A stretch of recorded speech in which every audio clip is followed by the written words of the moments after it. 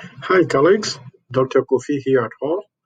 A tech tip of the week, how to create matching questions with Google Forms.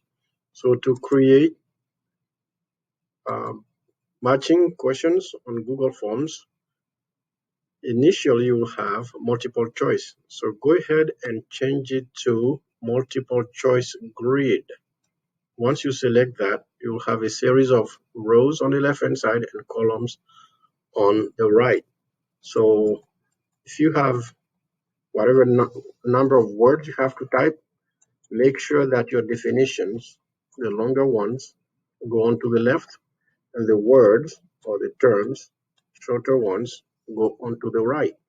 I'm just copying and pasting here, and it's for now, it just matches directly across from 1 to 8.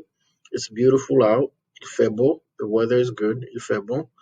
You can decide to mix the terms so that the student will receive this in a shuffled, randomized order. Okay, once you have your definitions and terms, give it a title, or you give it a title before you start entering, and then you have to instruct Google Forms to make it a quiz, which I had already selected.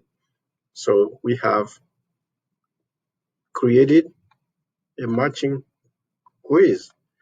So for now, it's just the first one. One is for A, two is for B, but once the student receive it, they will see it in a randomized order because you selected to shuffle. You decided to shuffle it. So enter your answers, your responses, the correct answers.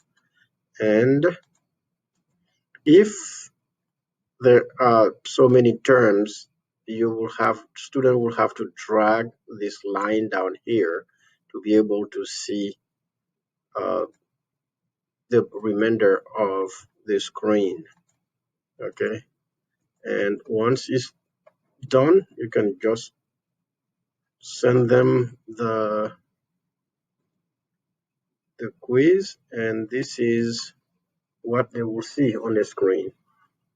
Okay, that's it.